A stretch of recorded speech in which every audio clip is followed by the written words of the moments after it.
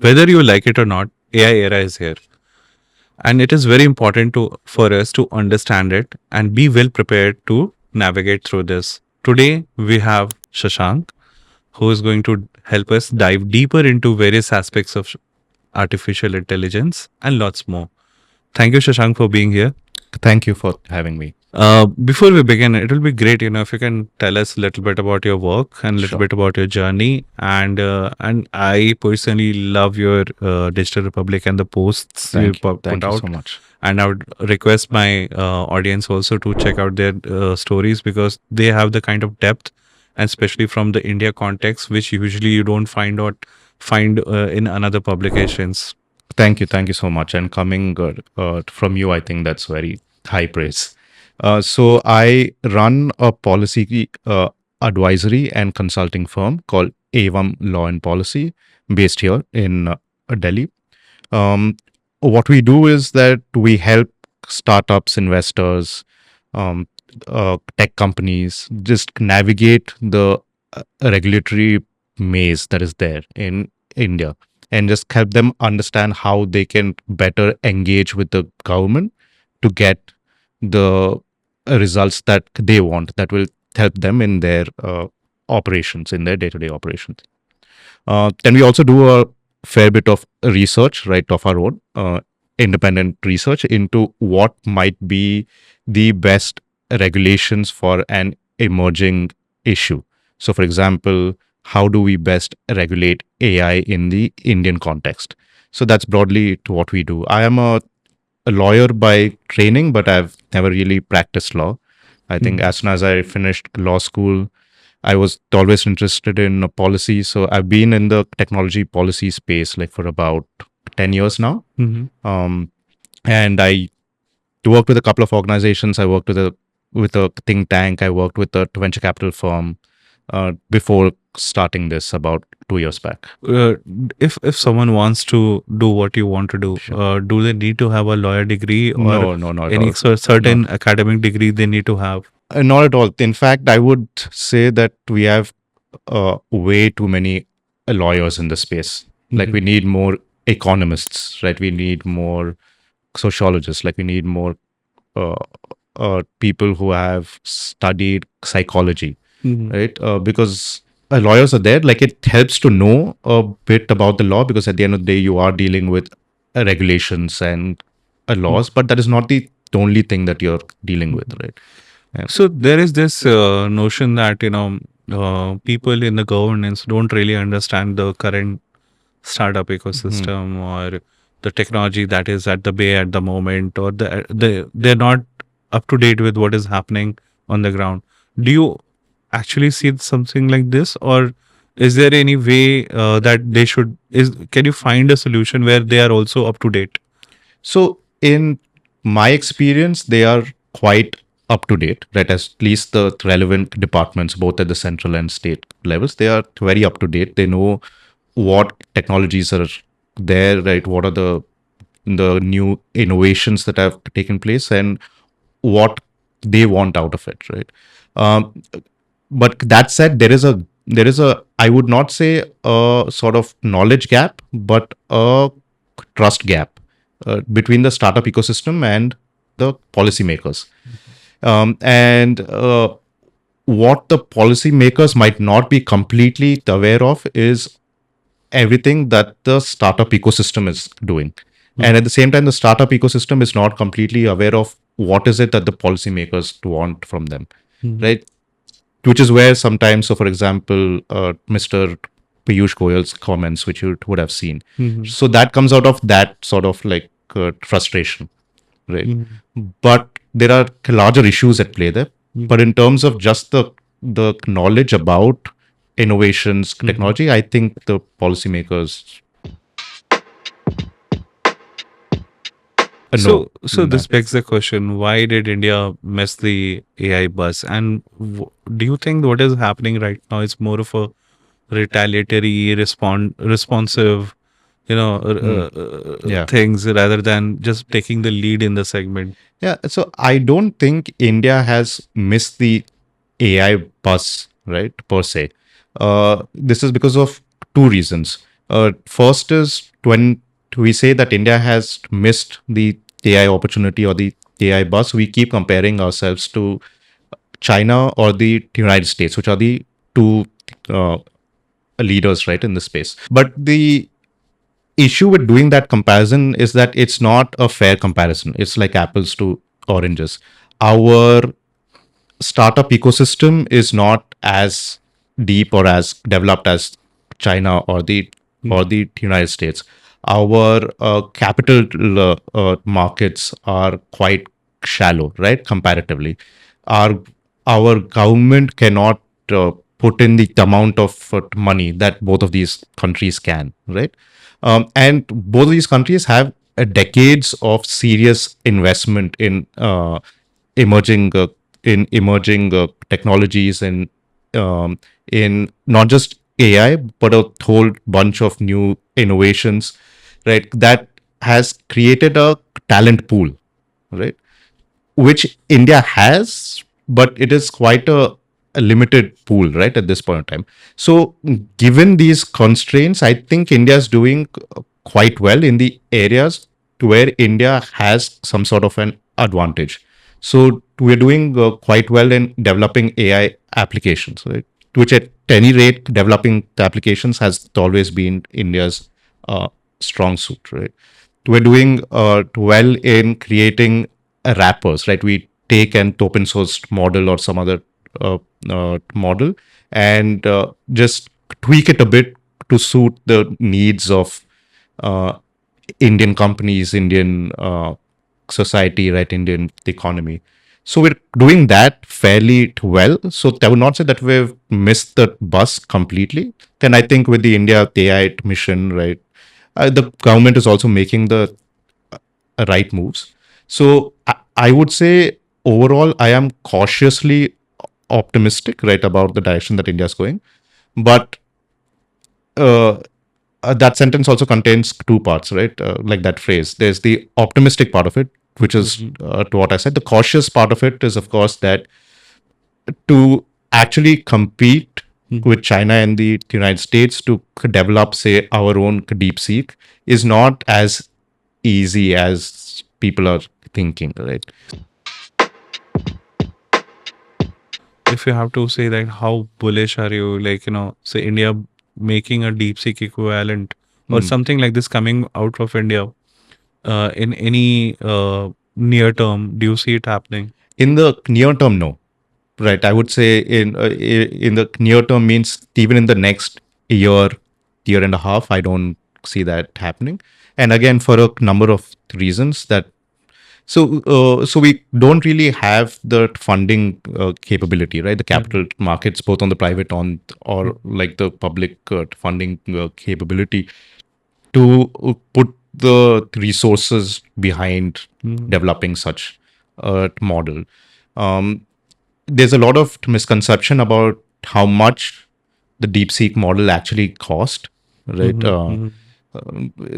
Initially, there were reports that said it cost only $6 million and all, but that's completely inaccurate, right? It did not cost only uh, $6 million. That was the cost of the final training, right, phase of a, a DeepSeek, right? Prior to that was years of hundreds of, at least hundreds of millions of dollars, right, going into it. And people also forget that DeepSeek is an offshoot of a multi-billion-dollar hedge fund, right, which has the financial capabilities to uh, to to back this innovation. So in India, the financial capability is limited. Our talent pool exists, but it is not as big or as deep as it is in China or the United States. And the third and final issue is the question of ownership, right? Who is going to be the company, the entity, the person, the organization who sort of actually takes the lead in developing this? Correct. That is still quite unclear, right? While there are companies that are trying, um, we don't yet know if they have the resources, right, to do what is necessary. So when I say India, I Mm. don't necessarily mean like the government. Okay, of course, the government can build some sort of a framework, can build some policy around Yeah. it. Maybe even take a step ahead and do a UPI level kind of a work. Build up infrastructure. Yeah. But then a lot of things has like a lot of onus is also on the private sector to come Correct. up with it. And I kind of understand like where Yeah. recently our minister, kind of Yeah. there's a more of a I don't want to say like a rap, but it was Let's say a mostly call to action would be call to best. action. So it was a needed nudge, I guess. Yeah. So what is your thought on this? Like, how, first of all, do you think the criticism Yeah. that Indians are just, good at, that private sector is making this, especially startups are making us just delivery boys, Yeah. the youth, instead of, upskilling them to the future workforce. So I think that criticism is a little unwarranted, right? In Mhm. my personal opinion, I think it was so it was harsh. Mhm. I understand where the minister was coming from, but it was still harsh, right? And because our private sector, our private tech sector has not, uh, as I said before, it's not really grown as much, right? And it's not as deep or as mature as either the Chinese or the United States. So if you say, okay, fine, like you want the private sector to put in the money into deep tech research, into developing AI models, right, and everything, but where is that money going to come from, right? They don't have tens of billions of dollars to spend on this, right? Meta is spending upwards of $30 billion, right, annually on doing this, which is uh, and so $30 billion is not even the annual revenue of our largest technology companies, right? On the Chinese side, also they have Baidu, they have Alibaba, they have ByteDance, they have, and a whole host of others who can put in the tens of billions of dollars, right? Even discounting any support they might have got from their respective governments. So, first, we don't have the financial resources to do it. The second is that the operating environment in India is quite different, right? In that like you can criticize all these guys, the Zomatos, the Swiggies, and all, for creating a generation of delivery boys. But that is, in some ways, that is also the first step, right? Because that's how you train engineers on on certain new developments. That's how you sort of build the per capita income of the country to a level to where like additional services can even be so where there is a demand like for traditional services, because that's a traditional issue. You can invest as much as you want in deep tech, but where is the market? Who is going to like after I spend 30 or 40 billion dollars to develop, say, like our own AI model, right? To what is the market? Who are the customers? Right, India's consumer base is not that deep, right?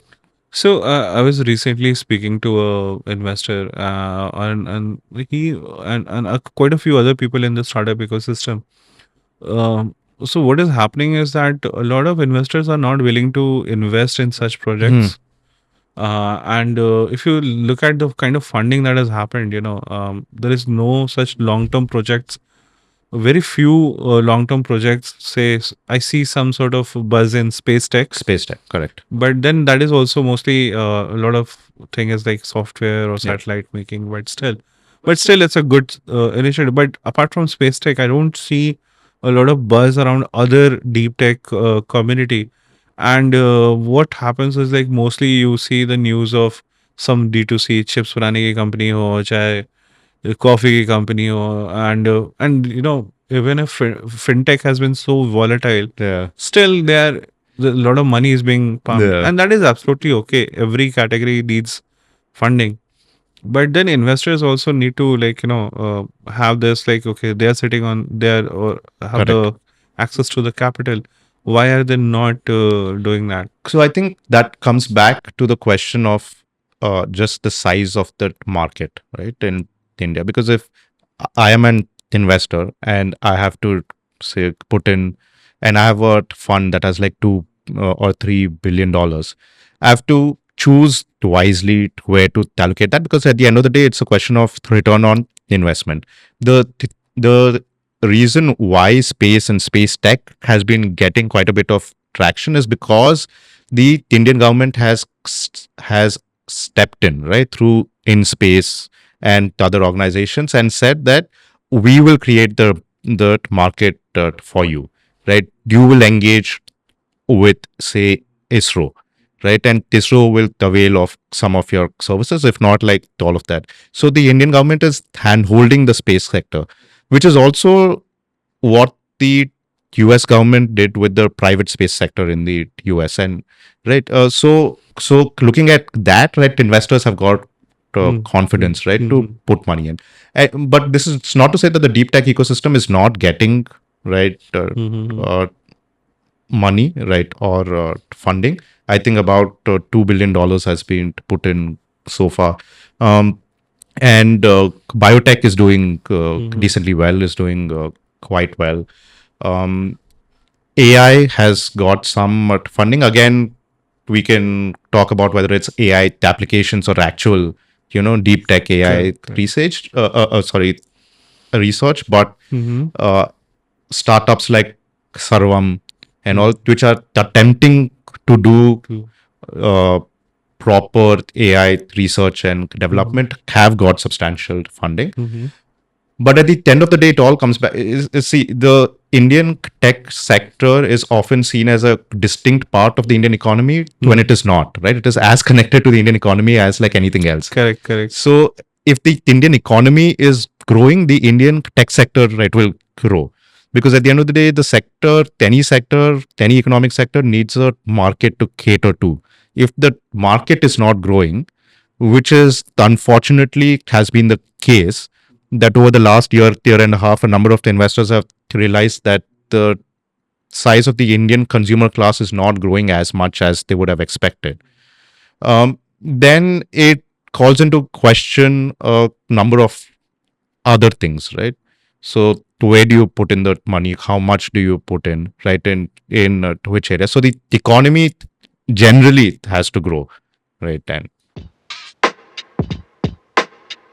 So, there is this, when we speak about India, and when we say India, that is Bharat, right? correct. When we say Bharat, I want to say that building an AI for as complex a country like India, in terms of culture, in terms of nuances in languages, in terms of their context, it changes, for Yeah, kilometer to kilometer, right?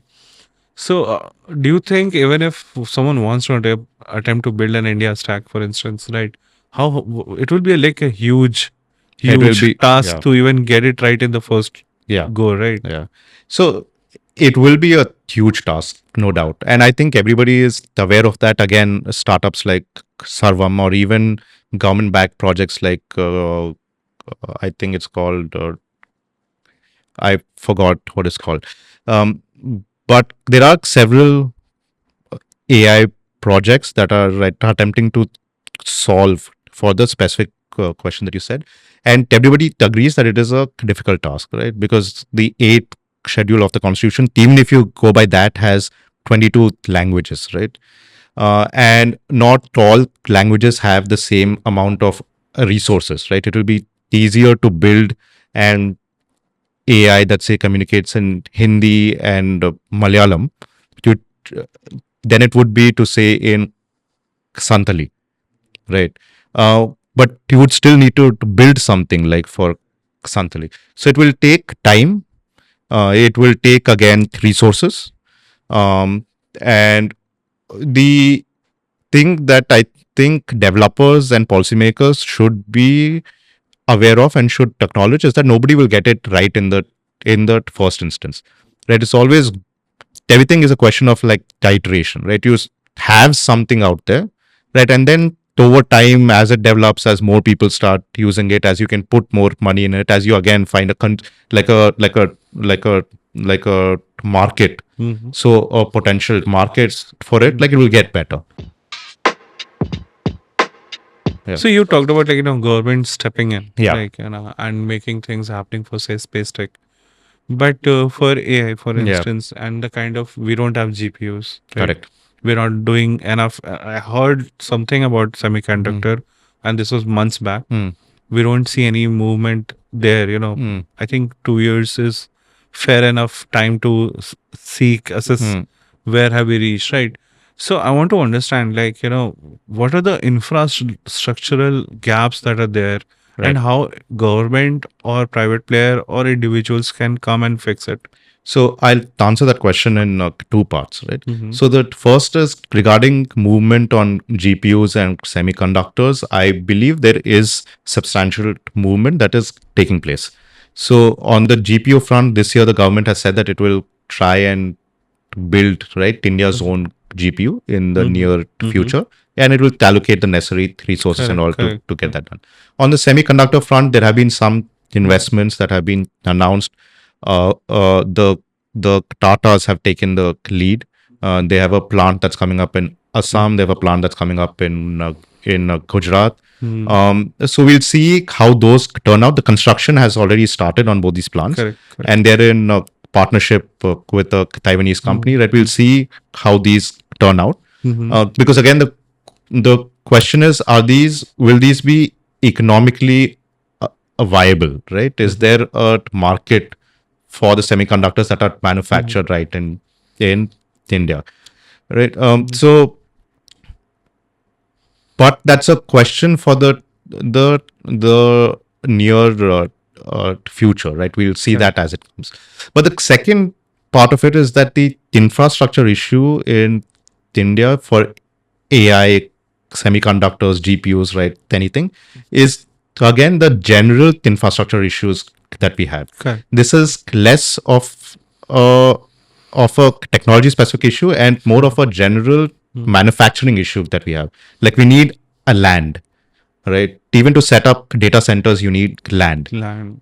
A land acquisition has always been a touchy issue, right? In India, we need an uninterrupted supply of good quality electricity, which even in this day and age we cannot guarantee, right? Correct. We need access to good quality water, right? Which again in this day and age we cannot guarantee. Correct. Like we need the roads, the rail, the airport infrastructure to ship these right goods around. We need the urban infrastructure to convince like talent, not just from India, but from say like why not the greater South Asian region, right? To come and settle in India, develop in India, research in India. But as we know, the state of most of our cities is nothing to write home about.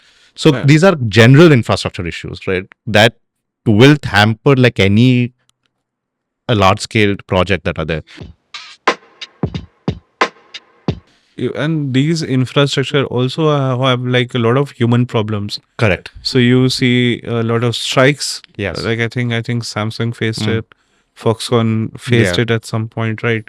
So there are some human issues to this also, and I think there is also lack of skilled workforce. Skilled workforce is a. I think I read somewhere was why China gets a lot of attention as a manufacturing hub is not because of its infrastructure, but also because of ready-made workforce which is ready to go to do your. It takes a ziffy to start something, like in terms of. So do you think that so when we for a country with a stature with such a big legacy in IT industry, right? We were the most, I think, beneficiary countries of this IT revolution in last 25 years, right? So when the government says, okay, we'll do open source, we'll use this, do you think it's like it's okay to build something on open source, but for a country like India should have done more, or or at least aspired for more, at least. So I think that aspiration is there, but I think starting with open source technologies is a great way ahead, for the simple reason that you don't necessarily need to reinvent the wheel, right? Every time it's there. Correct. So this is like designing a new car, Mhm. or building a new car. Like, you don't need to start from scratch and be like, okay, we have to build something that looks like a car, runs like a car. How do we do it, right? You already, there's global knowledge on it. You can just use that to develop something that works for your conditions, right? That works for your sort of population and your economy. So in that way, I think the open source, using the open source projects, open source technologies is absolutely great, because the other thing that open source does is that it allows people to undergo a natural process of skilling, Correct. right? So Mhm. the more they engage with open source, Mhm. right, because you can tinker with it on your own, you can make Correct. changes on Correct. it, right, with it on your own, you can develop your own small apps, whatever. Mhm. Like, it leads to a continuous process, right, where uh, at each level of using an open source technology, the person using it is upskilled. Mhm. So in a way, it's a really good cost effective way of getting a huge chunk of, say, India's engineering workforce to be comfortable, right, with these technologies, right? Absolute. And then, building on that, right, it might strike somebody, you know what, this is something that we can do to develop it like indigenously. So it's quite fascinating, And let me now, move to a little bit more human Yeah, aspects sure, of sure, AI. sure, Right? sure. We talked about from the industry. We understood from policy Yeah, point of view a little bit, right? But I want to understand it from a human aspect. Like, should we, like, as a common person, like, who say, like, in their 30s, 40s, 20s, or yeah. like the part of the workforce, should they fear AI? And also, like, I have this like very hypothetical Yeah. question I have in my mind is that, would you prefer like to have AI know everything about you, or AI being completely clueless about you? I mean, the second question is, if those are the two sort of options that are there, I personally would prefer AI not knowing anything about me, because I, but that's just the kind of person that I am, like slightly more privacy conscious, and just slightly like uncomfortable with having everything out there, right? But regarding the first question, that's a very tricky question to answer, whether we should fear AI or not. So, my sense is, my personal sense, there will be a job losses, right? And I think it's already here. It has started, right, in some manner. They will only accelerate, right? At least like for India, right? Um, because our IT industry, our traditional IT industry, has relied not so much on the skills, right, of the engineers, but on the labor cost advantage, Correct. that we can, staff 10 people with an engineering degree on this project, right, for the same cost that it might take to staff like one or two Americans, right, to do this. Now, if there's a new technology that's coming in that will reduce that cost advantage, right, even like even more, right, then um a company, say like TCS or Infosys, instead of hiring 10 people, right, need just hire two people just to manage that, right? So I think it will definitely, right, affect the Indian, right, Mhm. IT sector. It will affect job losses. Mhm. India's manufacturing sector, I think, will be relatively unaffected, for the simple reason that our manufacturing sector is not as big and not as deep as, say, like China, or right, anywhere. And there, our labor cost advantage, right, works better than automation, right, at least to this point. So but in some areas it will be helpful, right? So, but there should be healthy fear, right? I think.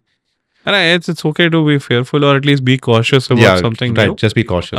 It's not saying we are not saying that you shouldn't embrace the new technology. We should not resist it definitely, but yeah, there should be some sort of caution Right. because Correct. this is very intricate in terms of it. And to be very honest, just to follow up on Yeah. your remarks, I've used different GPTs, say Gemini and all these things, right? It delivers like above average content, right? And I kind of got worried, like, what about the entry level student who entry level staff that joined a newsroom? And if ChatGPT can do his job and deliver a slightly average content, which you would expect from entry level kid, right? And for them, then what should do? For them it is going to be very difficult, right? And say TCS mein jo 17, I'm not sure what is the pay scale, but still at entry level who are working in smaller towns, right? For them it is going to be very difficult to cope up. And I remember, like, recently a few startups laid off people because they're integrating AI in the support department Yeah. and so on, right? So now that customer support is getting smaller and smaller, right? And India was like big on Yeah. in terms of where manual all these things they could do it, right?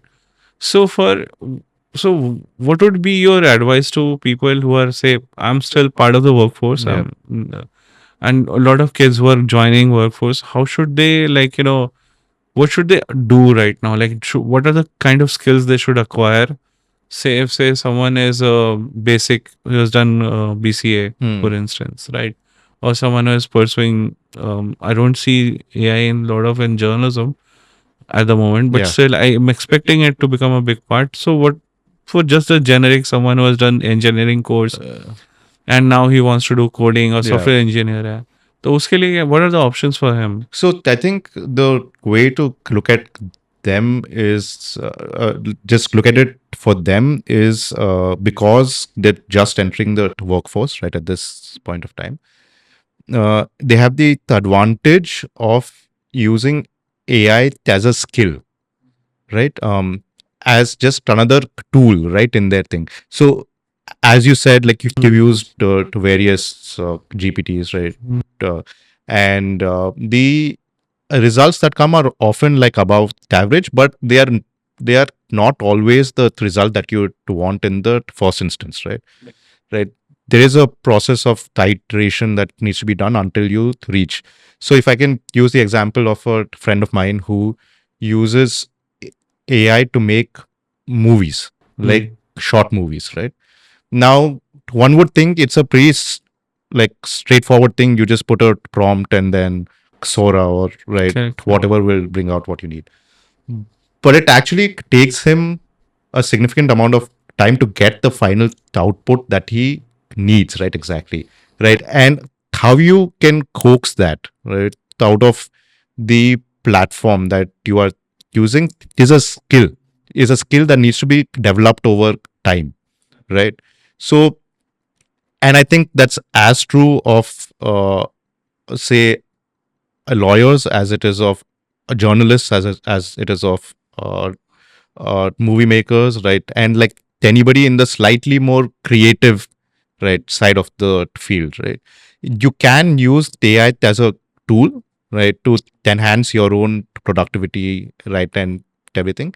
But you can also use it as a way to upskill yourself, right? And you can use it to sort of differentiate yourself a bit, right? So for an engineer, they can be like, I know how to use, say, Anthropic or how to use ChatGPT or whatever to get the exact output that is needed, right? Because even there, it's not 100% accurate, right? Right, ever. So you need to know to where is it going wrong, right? So this specific say code line will not work in real life, right? And so that only comes through just continuous engagement with it. So you're saying being good at AI prompts will be one of the things we Will be, use. yeah, will be one Like of the things. Being one good of at the things AI people say, like, prompt hey, you engineering. know what, I can give the right kind of prompts to AI to Yeah, give you yeah, what it is. It's a skill I have right. developed. It I is a know the skill. tips and Yeah. tricks and what. And the second aspect of it, which more and more people talking about, is soft skills. So in a world where hard skills are more or less made equal, right, Correct, amongst correct. different people, the thing that will differentiate is soft skills. You could develop a website using an right AI will develop a website using an AI, but who will land the client, right, depends not on means not just on the website that we have developed, but who can sell it better, Correct. right, to the client, right, to who can speak. So that soft skills, Mhm. and there have been a number of surveys about this. LinkedIn did a big survey last year, and more employers are giving greater weightage to soft skills than they are to just hard skills at this Okay. point. So as a creator, like, Yeah. I'll give you one very hypothetical situation where, for instance, for a very long time, I wanted to uh, create comic books, Hmm. okay, like, or I wanted to do a graphic Yeah. novel, like, aimed at some stories, adventure, fantasy, right? And I couldn't do it because I never pursued illustration as a Hmm. career, right? And then came GPTs is giving Ghibli images, right? Ghibli images, if I'm pronouncing it correctly, right? So, and I kind of see, like, what, if someone is using AI to create a multimedia, Yeah. right, in terms of videos or gifs, as well as, like, I remember, I think it was called Nora AI, Sora. Sora Sora. AI, Yeah. right? So Sora AI was like it was very great, right? Hmm. And what if someone could create videos, right? But then at the same time, I realized that I'm just giving command, Yeah. right, to a platform. So, do you think there is this conundrum where who is the real creator of this Yeah, content? so there is that conundrum, and that ties into a larger issue that's happening globally about the effect of AI on IP rights, on intellectual property rights and copyright rights, right? Who is the ultimate owner of the product that's created, Correct. right? Who is the owner of the inputs that have gone into, because the AI will scrape, right, to various images, to videos, right, from elsewhere, and get that. But that said, if yeah, just hypothetically speaking, if like all of those are solved for, I think it would still be, if you use say Sora to create a like a new comic book or a new animated movie, right, of sorts. I would still, in my opinion, say that you are the creator, right? Because somebody still needs to sit and think about, okay, this is the way I want this to look. This is the way that I want the story to flow. This is the way that I want this to happen, because all the platform what will do is that it will send back some output depending on, Correct. right, what you ask it to do. But the important part is, to what are you asking it to do, Correct. right? So like same thing again, just going back to my friend who has started making movies using AI. If I were to sit and say that, I will start making movies using AI to compete with him, I will not be in the same category at all, right? Because right, he knows how to sort of, Correct. craft Correct. the prompts, just use the advantage of different kinds of platforms. He will do something on Sora, something else on Chat GPT, right, something on Claude, right, and just bring all of that together, right, onto a single thing. So in that scenario, I would still think it's you, right, who's the final creator. So, when we were talking and you spoke about scraping, and when you talk about scraping, all the alarms go up, like, and then we have seen, and also on Twitter, not so much, but still I've seen a few people, like, asking that these Gen AI platforms are just scraping data that is available on the internet, and maybe if it is, and I've seen, like, publications also getting worried, okay, this is our material and they're Yeah. scraping it. without any our consent. They didn't even ask, like, say, if for instance there is a news article, Correct. right? So even if they mention it, but they have scripted it, right? So what are the, do you think it's a gray area or it's a black and white, or in terms of, and should these GPTs pay to the publishers? They should pay, right? I don't think in that way. So I think it's a gray area in the sense that the GPTs, the various AI platforms, uh, should be allowed to scrape because that's how they get better. But they should also be made to sort of just like a sort of a licensing system needs to be introduced. So if they want something from, say, N Tracker, right? They should go to N Tracker and say that we want to use your like data, your articles and all to as a part of our training, right?